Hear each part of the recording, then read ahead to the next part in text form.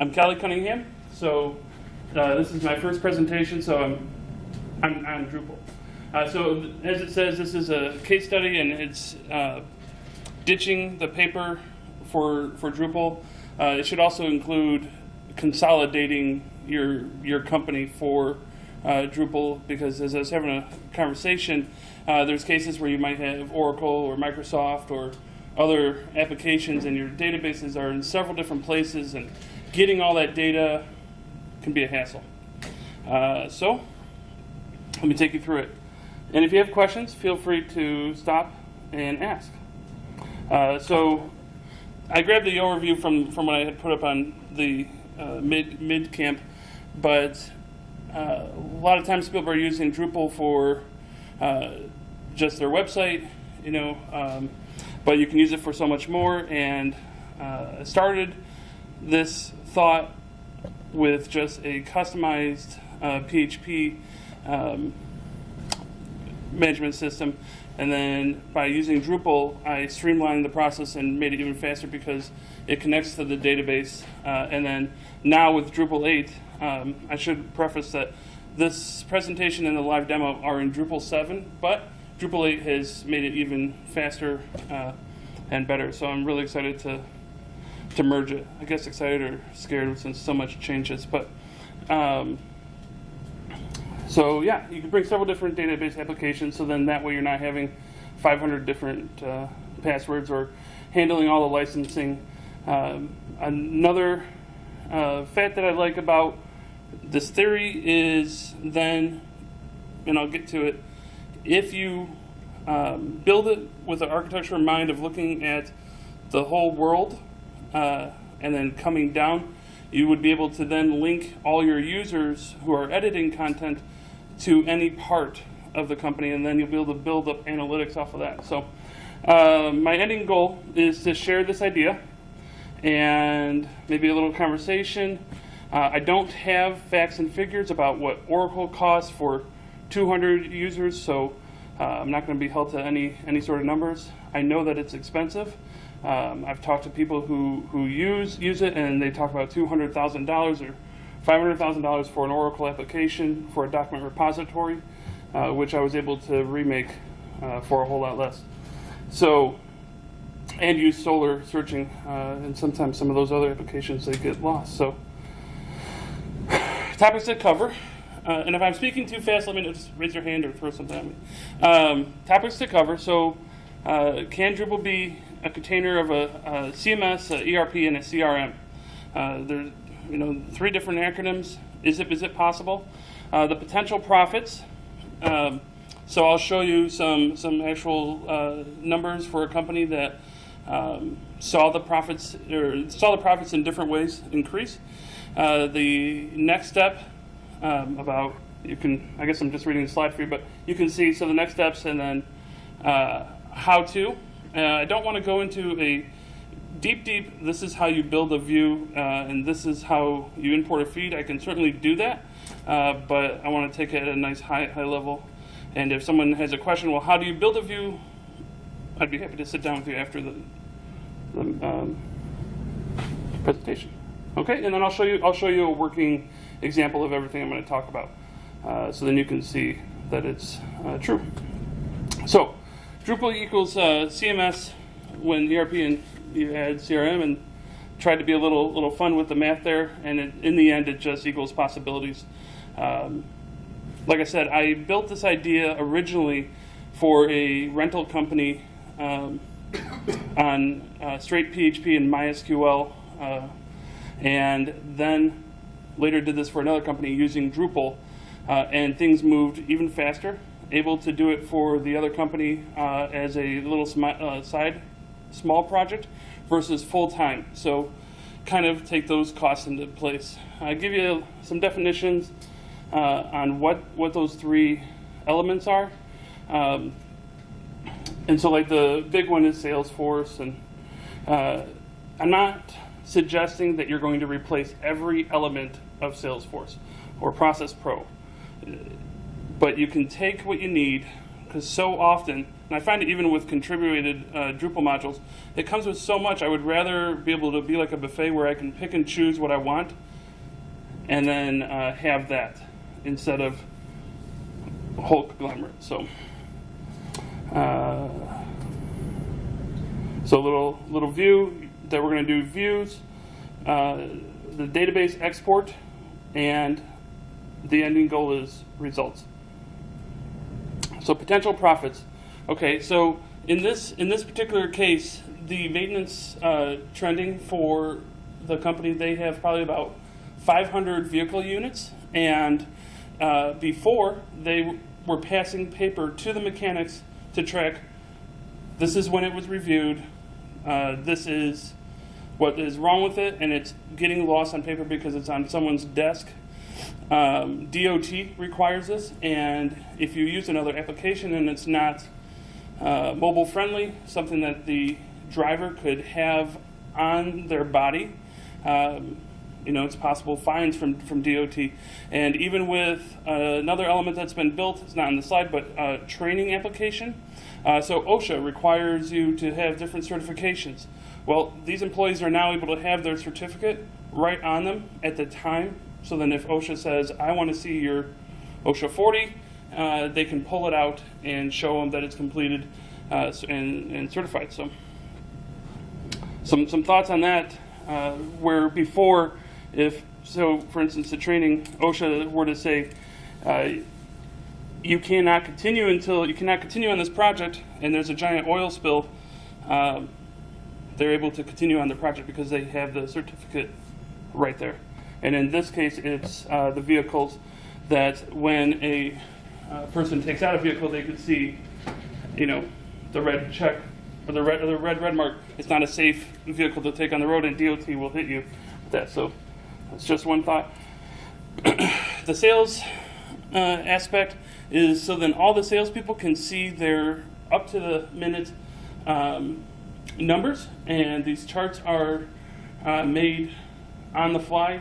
So if I have to hit a certain amount of goal of meeting 7 customers each week, then I can enter that. I can also see how many I have left. And then I can see if I have to hit a quota of like $4 million or something like that.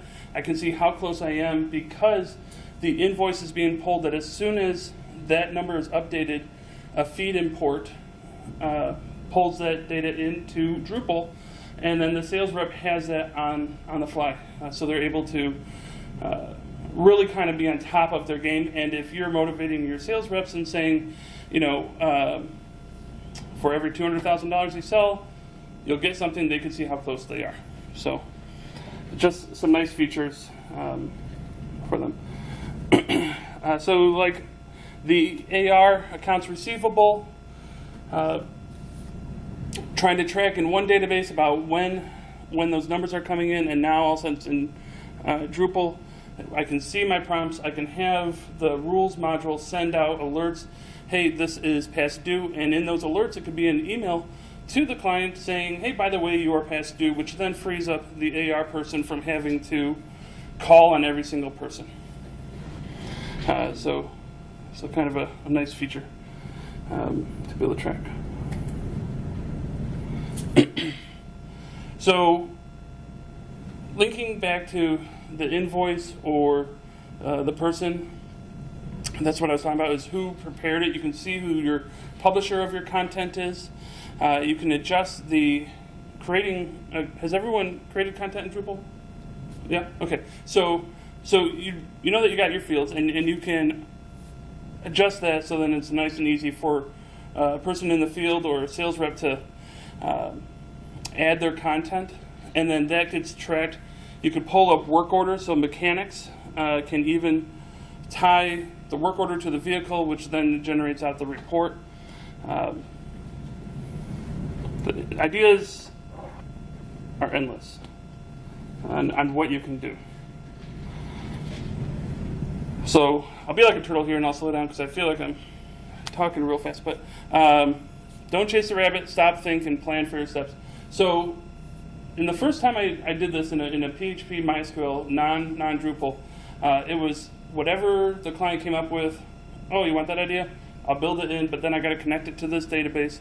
And I mentioned just a little bit ago about looking at the person who prepares the work order to be able to track that. Well, if like 7 years ago I had said I want to track that, then I would be looking at this project on a grander scale. So if I were to try to sell this to someone, I would say, what systems do you want to take and put into here? If you were to give me the world of idea, not that we're going to do it all in this phase, but what kind of things do you want to track? What kind of systems, even if you don't want to get rid of it, let's look at that system too, because there might be data that we want to connect, and we'll set up our fields differently.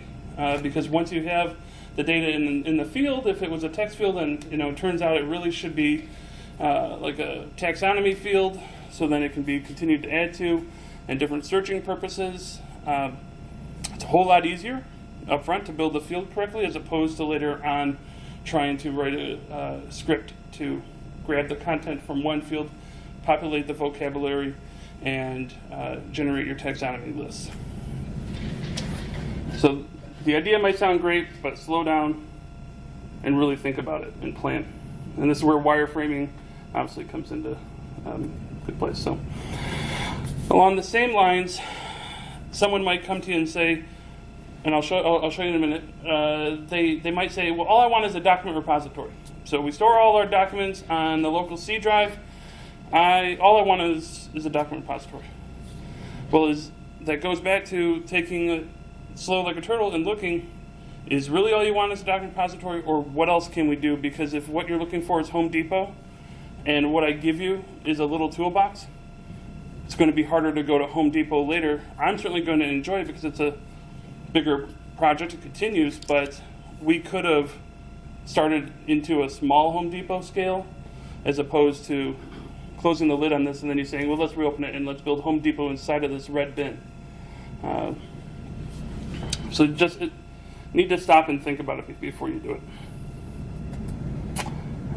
Okay, so that's it of those slides. Now I can walk you through on how to import a CSV and show you the power of the views, and also show you the site. And I realize that's been like 10 minutes. Great. So on a 60-minute presentation. Questions before I continue? No? Okay. So I don't think we're going to take the whole hour, just so you know. Okay. So again, I told you that this was in Drupal 7, and the feeds is a module in Drupal 7. Well, in Drupal 8, you could just use the migrate CSV and build out your YAML to map to the content type, and it does the exact same thing. So if you're using Drupal 8, which I'm sure most people are doing, that's how you would do it. You wouldn't use feeds.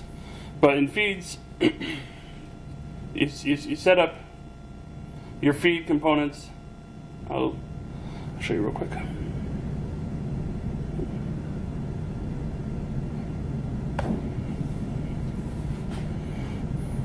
So you set up everything. You map it all out the exact same way you would do with migrate. So then that way the user could give you a CSV with 400 columns, and in the end all you need is 4 of those columns, but they gave you the one 400 because that's what they had, and that's maybe what came out of an Oracle application. Or take Oracle away, out of another application. Because I have nothing against Oracle. So after you map it out, you ingest it, and it processes it, creates out the nodes. So this particular site has somewhere around 1 million nodes, and it's only been around for about a year. So they create a lot of data, and I don't see them stopping. So the sales dashboard is what I was telling you about. It's mobile friendly, so it's built on those principles, so that it scales down nicely for the person's phone. The vehicles element, so then I can come in here and quickly see a list I can export the list if I want to export a list and hand it to one of my mechanics to look at. So they have that ability. And then I can even view additional details about the unit if I want to know any of that other data. So that was let's try this one. So DVIRs are driver vehicle inspection reports, something that DOT requires. And in this case, they can go back and say, well, what did your vehicle look like 2 days ago? And the driver can quickly pull it up and be able to track it. And then the miles. And there's even a feature in here too, if the employee were to enter in a cost, it will actually calculate out the value of the vehicle every single day. So like the book value. So then they know, all right, well, this vehicle has paid for itself. So that's kind of how, so they can judge that. The document repository, it's built on a Solar searching. It's kind of nice because you can quickly view it. And then all these tables that you see are all are on views. So you can see that views can be used differently for each.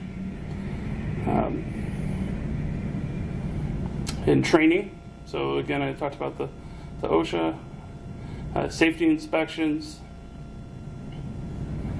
and I had another page of training open. So yeah, that's